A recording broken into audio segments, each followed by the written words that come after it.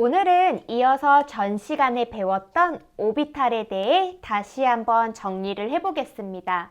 오비탈을 통해 전자를 설명할 때 네 가지의 규칙이 있다고 했죠? 규칙을 각각 양자수에 따라서 정리를 해볼게요. 첫째, 주 양자수를 통해 알 수 있는 것은 바로 오비탈 에너지 준이라고 했습니다. 기호로는 N이라고 쓰고요. 각각 이름은 핵에서부터 가까운 대로 K, L, M, N 이렇게 쓸 수가 있습니다. 그리고 주 양자수는 양의 정수부터 시작하기 때문에 K는 1, L은 2, M은 3, 그리고 N은 4 이렇게 된다고 했죠? 여기서 이 주 양자수는 다시 각 전자 껍질에 들어있는 오비탈의 종류의 수를 알려준다고 했습니다. 다음 부양자수를 통해 우리가 알 수 있는 것은 바로 오비탈의 모양이라고 했죠. 기호로는 L이라고 쓰고 각각 이름은 S, P, D, F 이렇게 써줍니다. 그리고 부양자수는 0부터 시작하는 정수이기 때문에 S는 0, P는 1, D는 2, F는 3 이렇게 쓸 수 있습니다. 이때 S 오비탈의 모양은 9, 이렇게 동그란 9가 되고요. P는 R형 모양, 그리고 D는 두 개의 R형이 이렇게 겹쳐 있는 모양이고 F는 이렇게 리본 모양이 됩니다. 다음으로 자기 양자수를 통해 오비탈의 공간적 방향을 알 수 있습니다. 기호로는 M 그리고 아래 첨자 L 이렇게 쓰고 자기 양자수는 마이너스 부양자수보다 크거나 같고 플러스 부양자수보다 작거나 같습니다. 예를 들어서 S 오비탈의 같은 경우에는 S는 부양자수가 0이기 때문에 자기 양자수 역시 0이 되고요. P는 부양자수가 1이니까요. 자기 양자수는 마이너스 1, 0, 1 이렇게 되고 그 다음에 하나, 둘, 세 개가 나오기 때문에 총 3개의 오비탈을 갖고 있습니다. D는 부양자수가 2죠. 그리고 자기 양자수가 마이너스 2, 마이너스 1, 0, 1, 2 이렇게 되기 때문에 총 오비탈 5개를 갖고 있습니다. 다음 스핀 자기 양자수는 전자의 스핀 방향을 알 수 있습니다. 기호로는 M 그리고 아래 첨자 S 이렇게 쓰고요.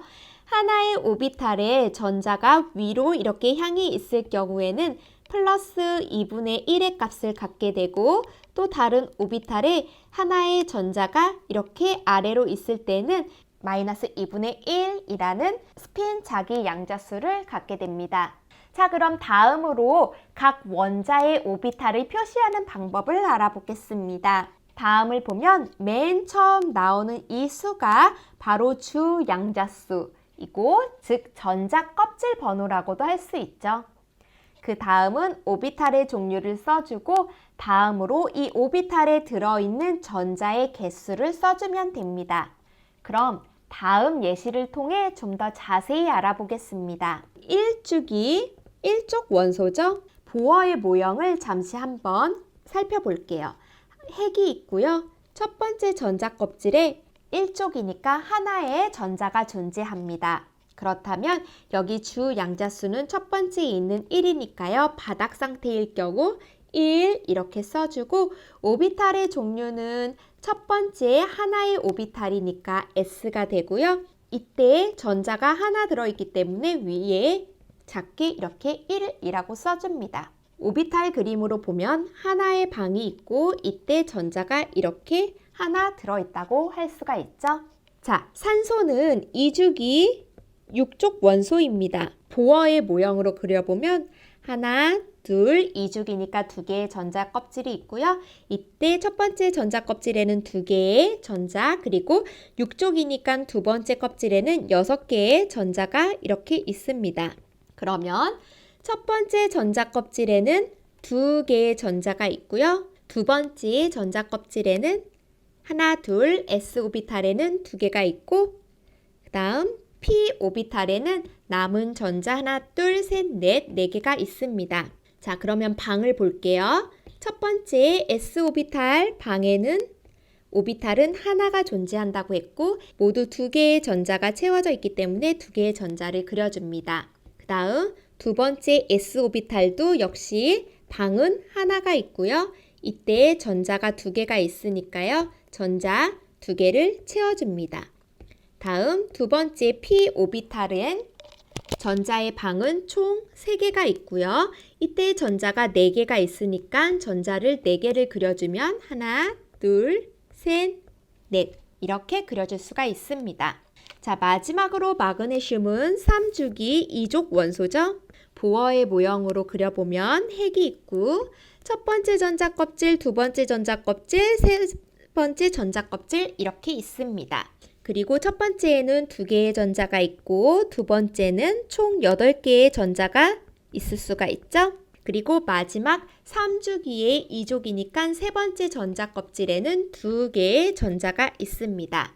그러면 다시 적어주면 첫 번째 전자 껍질에는 전자가 2개 있고 두 번째 s 오비탈에도 전자가 2개가 있고 두 번째 p 오비탈에도 하나, 둘, s 오비탈에 있었으니까요. 남은 하나, 둘, 셋, 넷, 다 6개. 6개의 전자가 오고 마지막 세 번째 s 오비탈에는 남은 2개의 전자가 오기 때문에 2 이렇게 적어줍니다. 오비탈 방 그림으로 보면 첫 번째 s 오비탈 하나의 방에는 2개의 전자가 있으니까요. 2개의 전자를 그려줘서 이렇게 되겠고요. 두 번째 s 오비탈 역시 하나의 오비탈 방이 있고요. 이때 2개가 채워져 있기 때문에 하나, 둘 이렇게 그려줍니다. 두 번째 p 오비탈은 방이 총 3개가 있고요. 이때 6개의 전자가 있기 때문에 6개의 전자 하나, 둘, 셋, 넷, 다섯, 6개를 그려주면 되고 마지막으로 세 번째 껍질에는 s 오비탈이 방이 하나가 있고요. 이때 전자가 2개가 있기 때문에 2개를 하나, 둘 이렇게 그려줄 수가 있습니다. 산소부터 보게 되면은 산소는 2주기 때문에 1주기인 첫 번째 s 오비탈 2개는 헬륨의 오비탈과도 같습니다. 그렇기 때문에 S2 대신 헬륨이라고 적어주고 이 남은 것을 적어주면 이렇게도 쓰여집니다. 3주기 마그네슘 같은 경우에는 1s2, 2s2, 2p의 6는 네온의 오비탈과도 같기 때문에 마지막 8쪽에 있는 네온이라고 이렇게 적어주고 남은 이 세 번째 s 오비탈의 2개를 이렇게 바로 적어줄 수가 있습니다. 자, 그럼 다음 문제를 한번 풀어볼까요? 주 양자수가 1일 때, 주 양자수가 2일 때, 그리고 주 양자수가 3일 때의 표를 한번 채워보세요.